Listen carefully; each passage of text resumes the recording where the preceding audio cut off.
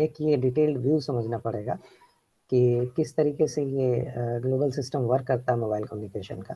ठीक, तो उसको देखने के लिए अभी भी कुछ ऐसी डेफिनेशंस हैं जो कि समझनी पड़ेंगी कि क्या है वो, और उसमें से कुछ वही हैं जो हम लोग अभी देख के आए हैं, कुछ अलग हैं जिनको पहले देख लेते हैं, फिर उसके बाद कंसेप्ट में जाते हैं। तो मैं डायग्राम आपको दिख रहा है जीएसएम आर्किटेक्चर का। तो इसको देखने के लिए सबसे पहले देखो call start transfer mobile station. ठीक, तो मोबाइल स्टेशन के बाद वो कॉल जाती है बीटीएस में। ठीक, अब यहाँ पे कुछ और टेक्निकल एस्पेक्ट हैं कि एमएससी के साथ भी बेस स्टेशन के लिए और क्या क्या नाम आप यूज़ कर रहे हो, या उसके अंदर और टेक्निकल क्या चीज़ें हैं, कैसे वो होम लोकेशन पे स्थापित करता है, कैसे वो विजिटर लोकेशन को कैसे वो रिसीव करता है, कैसे उसको ऑथेंटिकेट करता है, सारी चीज़ें हम देखेंगे एक एक करके। ठीक, तो मोबाइल स्टेशन में सबसे पहले स्टार्टिंग करेगा जो भी है। तो बेस स्टेशन में क्या क्या अब लगा हुआ है, उसमें सबसे एक इम्पॉर्टेंट चीज़ है बीटीएस, बेस ट्रांसीवर स्टेशन जो कहलाता है, वो है आपका एक बीटीएस। ठीक, तो बीटीएस क्या है? बीटीएस एक इक्विपमेंट है जो आपके वायरलेस कम्युनिकेशन को, जो भी यूजर इक्विपमेंट्स हैं, ठीक, और नेटवर्क के साथ एक तरह का कम्युनिकेशन बैठाने की कोशिश करता है। ठीक, तो यूजर इक्विपमेंट क्या कहलाते हैं? आपके मोबाइल फोन्स, ठीक, आपके वायरलेस फोन्स, कंप्यूटर्स जो भी हैं, क्योंकि अब आजकल आप केवल कॉल की बात नहीं कर रहे हो, आप कॉल के साथ डाटा को भी इस्तेमाल में करना चाहते हो। बेस ट्रांसीवर स्टेशन हो गया। बेस ट्रांसीवर क्यों बोल रहे हैं? क्योंकि अभी थोड़ी देर मैंने पहले बताया कि उसमें दोनों चीज़ें होती हैं, वो ट्रांसमीटर की तरह भी वर्क कर रहा है और रिसीवर की तरह। ठीक, तो वहाँ पे फैसिलिटेट किया गया कि वायरलेस कम्युनिकेशन को स्थापित किया जाए नेटवर्क के बीच में और यूज़र इक्विपमेंट के बीच में। ठीक, फिर उसके आगे जब बढ़ा तो एमएससी से जाने से पहले बेस स्टेशन से आगे बढ़ने पे एक बेस स्टेशन कंट्रोलर का भी कंसेप्ट है, जो कि कंट्रोल करता है और मॉनिटर करता है जितने भी बेस स्टेशन वहाँ पे लगे हुए हैं। ठीक, जो भी बेस स्टेशन से मैंने बताया था, हर एक सेल के लिए एक इंडिविजुअल बेस स्टेशन है, तो बहुत सारे बेस स्टेशन भी तो वहाँ पे स्थापित हैं, तो उनकी कंट्रोलिंग आप कैसे करोगे?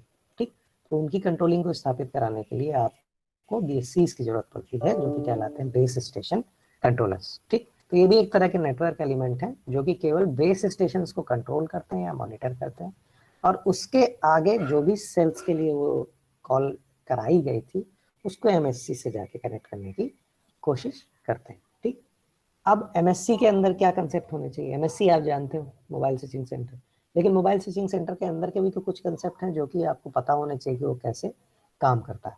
ठीक, तो अब ये कैसे पता चलेगा कि जो भी कॉल लगाई गई है वो किस पर्टिकुलर मोबाइल नेटवर्क की है ना?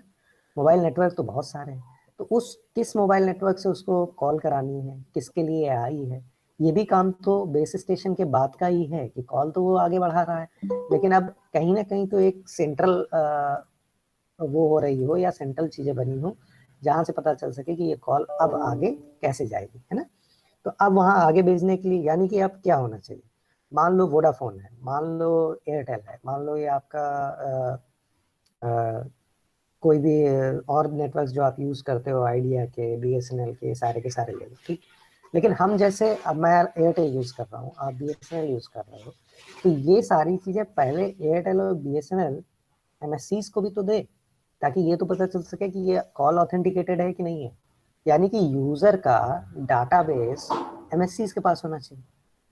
ठीक, तभी तो ये पता चलेगा कि ये यूजर जो है उसका होम लोकेशन क्या है।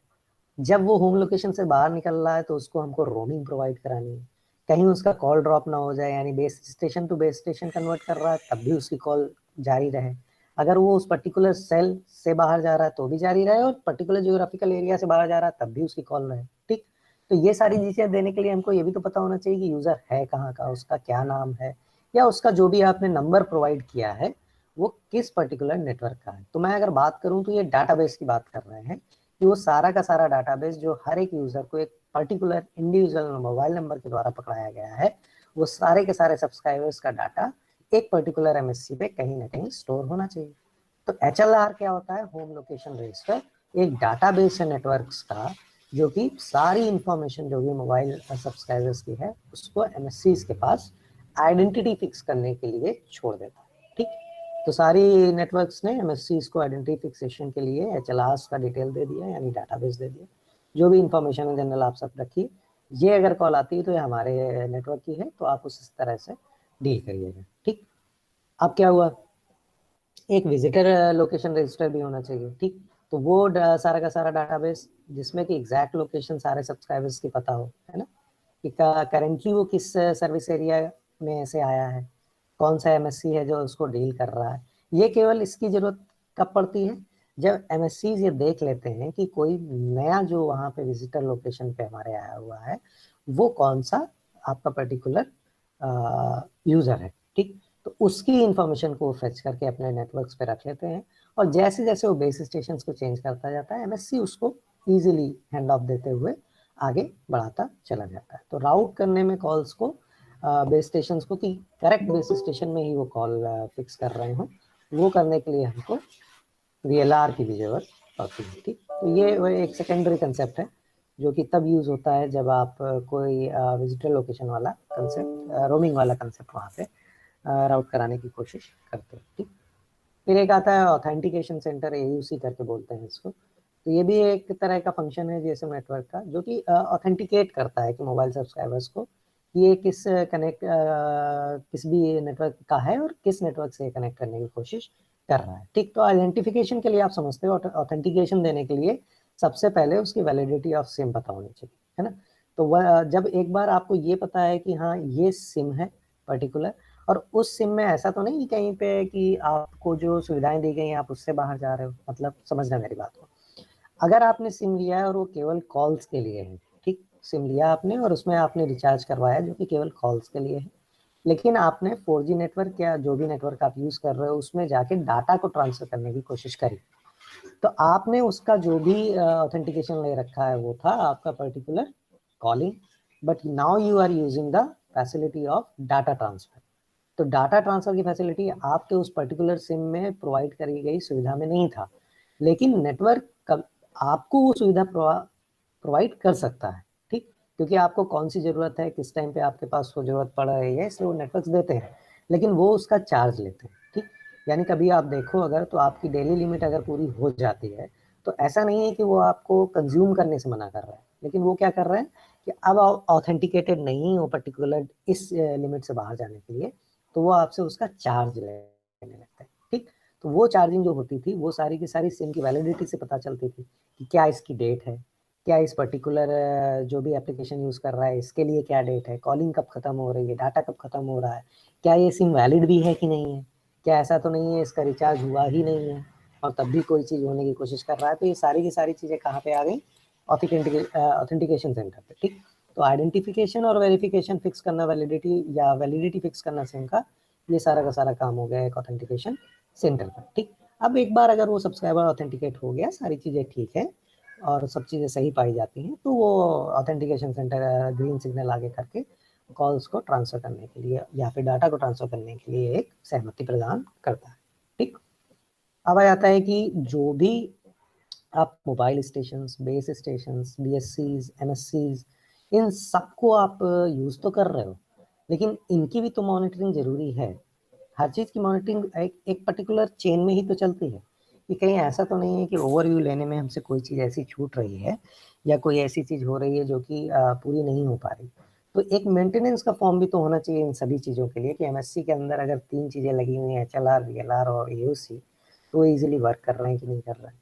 बेस स्टेशन में अगर 2 कंसेप्ट हैं, बेस स्टेशन कंट्रोलर का और बेस ट्रांसीवर स्टेशन का, बीटीएस और बीएससी का, तो वो फुल्ली फंक्शनल है कि नहीं है। तो इन सब के मेंटेनेंस के लिए भी एक ऑपरेशन सेंटर बनाया जाता है जिसको आप बोलते हो ओएमसी। तो एमसीज का काम क्या है, ऑपरेशन मेंटेनेंस सेंटर कहलाते हैं ये, जिनका काम है मॉनिटर करना और मेंटेन रखना आपके मोबाइल स्टेशन को, बेस स्टेशन को, बेस स्टेशन कंट्रोलर्स को और मोबाइल स्विचिंग सेंटर्स को एक नेटवर्क के अंदर। ठीक, फिर आ जाता है एक आपका ISDN, integrated services digital network. ये कम्युनिकेशन स्टैंडर्ड है एक्चुअली, इसको हम और भी बाद में देखेंगे, जो कि हमारे जो भी ट्रांसमिशन हम डिजिटली करते हैं वॉइस का, या तो वो डाटा हो या कोई भी आप चीज़ जो यूज़ कर रहे हो, वो कैसे पब्लिक स्विचिंग टेलीफोन नेटवर्क्स पे ट्रांसफ़र होती है, कैसे उसके स्टैंडर्ड्स हैं, किन स्टैंडर्ड्स में ट्रांसफ़र होगी। अगर आप वॉइस कर रहे हो तो डाटा नहीं होगा, डाटा नहीं होना, डाटा के साथ अगर आप वीडियो जोड़ना चाहे तो वो कैसे जुड़ेगा, वॉइस के साथ भी आप आजकल वीडियो कॉल्स को करते हो तो वो कैसे हो पा रही है, ये सारा काम किसका था, इंटीग्रेटेड सर्विसेज डिजिटल नेटवर्क। यानी जितनी सर्विसेज हैं उनको एक डिजिटल नेटवर्क पे इंटीग्रेट करके वॉइस, वीडियो, डाटा, मैसेजिंग सारी चीज़ों को आप इंटीग्रेट करते हो, यानी एक साथ क्लब करते हो और उनको डिजिटल नेटवर्क के थ्रू एक सर्विसेज में प्रोवाइड कराते हैं। ठीक, तो मैं हल्का सा फिर से समरी दे रहा हूँ इसका जीएसएम आर्किटेक्चर का। हमने शुरू किया था यहाँ से, चल लॉजिकल एरिया को हम बहुत छोटे छोटे सेल्स में डिवाइड कर देते हैं। हर एक सेल के लिए एक बेस स्टेशन होता है ताकि कोई भी कॉल ड्रॉप कभी भी कोई चीज़ ना हो सके, इसलिए बेस स्टेशन के बीच की दूरी को बहुत ध्यान में रखा जाता है। या तो आप उनको बीच में रख सकते हो या आप उनको कॉर्नर्स पे रख सकते हो। सारे के सारे बेस स्टेशन MSC से कनेक्टेड रहते हैं। सारे के सारे MSC जो भी हैं PSTN की सहायता से कॉल्स को आगे बढ़ाते हैं। ठीक,